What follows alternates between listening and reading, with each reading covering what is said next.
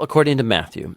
In the first video, we saw how Matthew introduced Jesus as the Messiah from the line of David, and as a new authoritative teacher like Moses, and also as Emmanuel, which in Hebrew means God with us. After Jesus announced and taught about the arrival of God's kingdom, and after he brought the kingdom into day-to-day life among the people of Israel, we saw that Jesus was accepted by many, but rejected by others, especially Israel's religious leaders, the Pharisees. And so the big question is, how is this conflict between Jesus and Israel's leaders going to play itself out?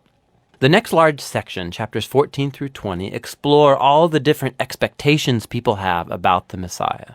So Jesus keeps healing sick people, and twice he even miraculously provides food for these huge crowds in the desert. One's made up of Jewish people, and the other is a non-Jewish crowd. And this sign, it's very similar to what Moses did for Israel in the wilderness. And so all these people are excited about Jesus. They think he's the great prophet and the Messiah, but not the religious leaders.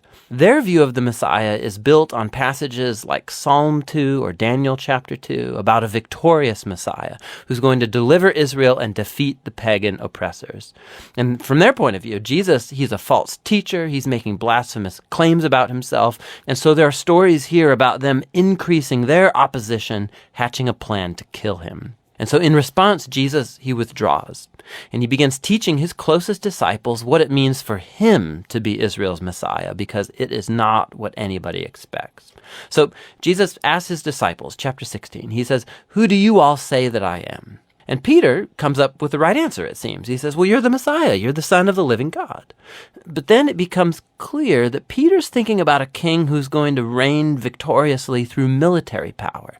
And Jesus challenges Peter, saying that, yes, I am going to become king, but through a different way.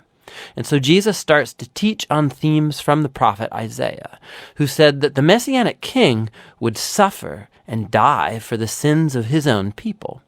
And so Jesus, he was positioning himself as a Messianic king who reigns by becoming a servant, and who would lay down his life for Israel and the nations. Well, Peter and the disciples, they mostly just don't get it. And so Jesus enters into the fourth block of teaching, followed by a series of teachings after that. And these are all about the upside-down nature of Jesus' messianic kingdom, which turns upside down all of our value systems. So in the community of the servant king, you gain honor by serving others. And instead of getting revenge, you forgive and do good to your enemies. And in Jesus' kingdom, you gain true wealth by giving your wealth away to the poor. To follow the servant Messiah, you must become a servant yourself.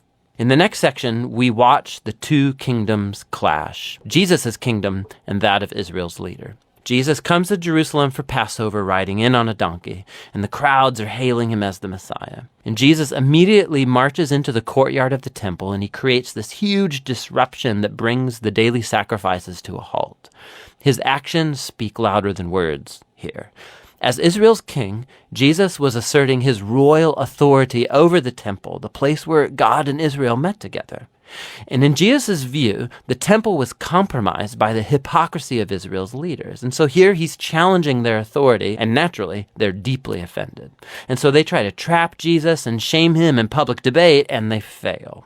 So they end up just determining to have him killed. In response, Jesus delivers his final block of teaching. He first offers this passionate critique of the Pharisees and their hypocrisy, and then he weeps over Jerusalem and its rejection of God and his kingdom. Then Jesus withdraws with the disciples, and he starts telling them what's going to happen. He's going to be executed by these leaders, but in doing so, they're going to create their own demise, because instead of accepting Jesus' way of the peaceful kingdom, they're going to take the road of revolt against Rome, and so Jerusalem and its temple are going to be destroyed. But, Jesus says, that is not the end of the story. He's going to be vindicated after his death by his resurrection. And one day, he'll return and set up his kingdom over all nations. And so in the meanwhile, the disciples need to stay alert and stay committed to just announcing Jesus and his kingdom and spreading the good news. And so with all of that ringing in the disciples' ears, the story comes to its climax. That night, Jesus takes the disciples aside and he celebrates a Passover meal with them. The Passover retells the story of Israel's rescue from slavery through the death of the Passover lamb. And then Jesus takes the bread and the wine from this meal as new symbols, showing that his coming death would be a sacrifice that would redeem his people from slavery to sin and evil. After the meal, Jesus is arrested. He's put on trial before the Sanhedrin, a council of Jewish leaders, and they reject his claim to be the Messiah. They charge him with blasphemy against God. Then Jesus is brought before the Roman governor Pilate, and he thinks Jesus is innocent, but he gives in to the pressure from the Jewish leaders, and he sentences Jesus to death by crucifixion. So Jesus is led away by Roman soldiers and crucified. Now, you'll notice right here in this section that just like Matthew did in the opening chapters, he increases the number of references to the Old Testament. He's trying to show that Jesus' death was not a tragedy or a failure. Rather, it was the surprising fulfillment of all of the old prophetic promises.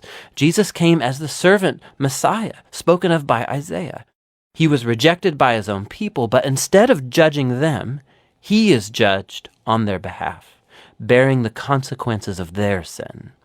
So the crucifixion scene, it comes to a close, and Jesus' body is placed in a tomb. But the book ends with a surprising twist, the last chapter. The disciples, they discover on Sunday morning that Jesus' tomb is empty. And then all of a sudden people start seeing Jesus alive from the dead.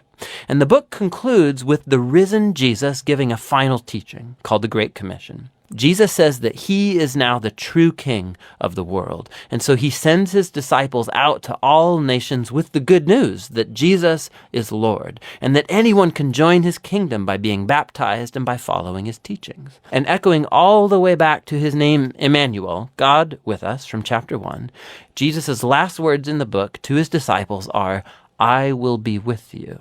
It's a promise of Jesus' presence until the day he finally returns. And that's the gospel according to Matthew.